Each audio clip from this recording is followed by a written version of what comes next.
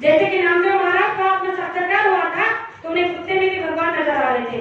उन्होंने कुत्तों को भी कहा था कि रुको रुको भगवान, सूखी रोटी क्यों खा रहे हो, उसमें घी डालकर खा लो। जिससे भगवान की साक्षात्कार हो जाता है, जिससे आत्मा साक्षात्कार हो जाता है, उसे अगर कुत्ते में भी इंसान और भगवान नजर आता है तो हमें इंसान में इंसान नजर क्यों नहीं आ रहा? हमारे अंदर का ये भेद क्यों नहीं खत्म हुआ है? मैंने बहुत कोशिश की है इस द्वेष को मिटाने की, इस अंदर की महिलाएं को मत्सर को इशारे की मिटाने की, लेकिन कहते हैं कि छोटा मुंह बड़ी बात। मैंने आज भी वही कोशिश की है, हमेशा सबके साथ में रहकर, अरुणा जी के साथ में भी रहती हूँ, कहीं भी बाहर में जाती हूँ तो यही कोशिश करती हूँ कि किसी भी प्रेमी के दिल में किसी भी गुरु भाई के प्रति या ईर्ष्या द्वेष नहीं होना चाहिए। अगर आपके दिल में उसके प्रति कुछ है तो सामने खड़े होकर बोल लो, उससे बात कर लो, लेकिन उसकी पीठ पीछे बुराई मत करो, क्योंकि पीठ पीछे बुराई करने का मतलब निंदा आलोचना करना है। और गुरु महाराज ने कहा कि अगर आप 24 घंटे में से 22 घंटे भी ध्यान भजन में देते हो और एक बात के लिए, किसी की गलत बात के लिए अगर हम ही कर देते हो, उसकी निंदा आलोचना कर देते हो, तो आपका 22 घंटा का भजन बेकार हो जाता है। तो ये क्या मिलेगा आपको? इतनी साल की तपस्या करने का मतलब क्या है? संसार को अगर आपने तोड़ा है, छोड़ा है, त्यागा है, अपना समय अगर आपने दिया है तो किसी की निंदा बुराई करने के लिए। और गुरु महाराज ने सबसे पहले सत्संग में यही सबक दिया है। 14 साल से जितना 2012 तक मैंने साल में 3 प्रोग्राम गुरु महाराज के किए हैं, हर सत्संग में यही सुना है कि बच्चा कभी किसी पर शंका मत करना। मंच पर बैठते ही सबसे पहला वाक्य गुरु महाराज का यह था कि बच्चा कभी भी संसार में शंका मत करना।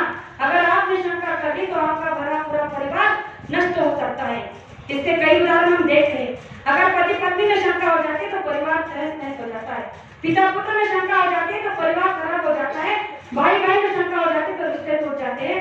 वैसे भी अगर गुरु भाई में शंका हो जाए, गुरु पर शंका हो जाए तो कैसा रिश्ता, कैसा गुरु भाई, कैसा को भाईचारा।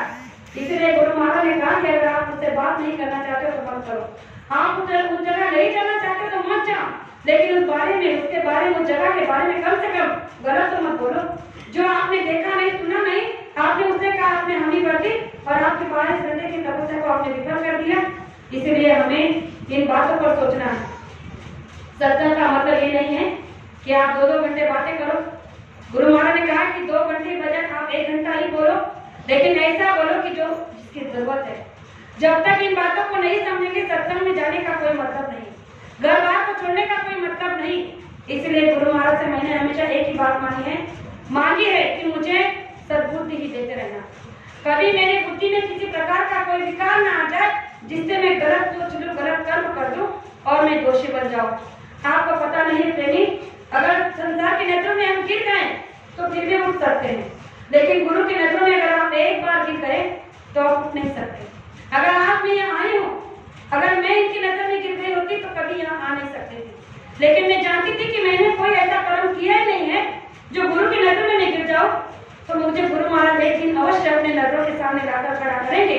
और ये आज का प्रमाण है। इसलिए मैं सभी से यही कहना चाहूंगी कि आप संसार में जितना हो सके उतना ही करो, लेकिन ईमानदारी और मेहनत के साथ करो। मेहनत और ईमानदारी आपको एक दिन इतनी ऊंचाई पर लेकर जाएगी जहाँ तक किसी के हाथ पर नजर नहीं पड़ेगी। इसलिए गुरु महाराज ने कहा कि आप सभी गुरु भाई गुरु बहनों में ऐसा प्रेम रखो, किसी के बारे में बुरा मत कहो। आज जो कर रहा है उसे करने दो। गुरु महाराज ने कहा जो कर रहा है उसे करने दो, उसका हिसाब मैं लूंगा। आप किसी की ठेकेदारी क्यों लेते हो? और हमारे आपके बीच में आजकल यही हो रहा है। अगर संगत दुखी है, संगतों में अगर प्रेम के बजाय मनमुटाव हो रहा है, तो इसका मुख्य कारण यही है कि हमने एक दूसरे के अवगुण देखना शुरू कर दिया है। इसको ऐसा नहीं करना चाहिए था, उसको वैसा नहीं करना चाहिए था, उसको वहां नहीं जाना चाहिए था, इसको वहां नहीं आना चाहिए था। ये आप तय करने वाले कौन होते हैं?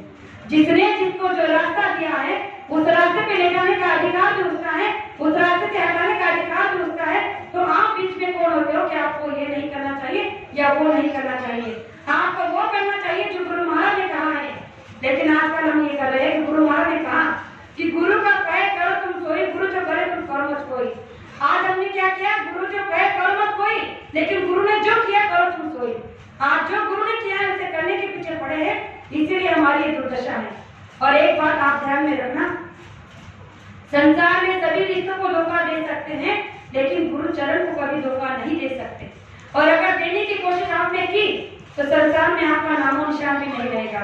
आपको कोई याद भी नहीं करेगा कि फलाने समय में फलाने व्यक्ति ने गुरु महाराज से नाम पता लिया था। इतने दूर आप कई कोसों तक चले जाओगे। कर्मों का दोष बहुत भयंकर होता है। पितामह भीष्म को अगर 101 जन्म का कर्मों का हिसाब चुकाना पड़ा तो हम आपकी खेत की मूल्य है। हमने कोशिश स्नान कर लिया है कि नाम ले लिया है तो गुरु महाराज हमारी रक्षा कर देंगे, हमें नरक में नहीं जाने देंगे, नरक में नहीं जाने देंगे। इसके भी दो प्रमाण हैं।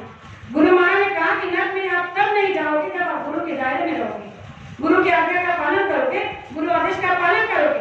अगर गुरु आदेश के बाहर जाओगे, गुरु के दायरे से बाहर काम करोगे तो आपको दोस्त लगेगा नहीं। और जब ऐसा दोस्त लगेगा तो आपको गुरु कैसे बचा सकते हैं? ये गुरु का ही वचन है कि एक बार मैं जब चलने लगता हूँ तो पीछे मुड़ के देखने की मुझे आदत नहीं है। और ऐसे लोगों को गुरु कभी पीछे मुड़कर नहीं देखते। इसलिए प्रेमियों, हमें हमेशा गुरु के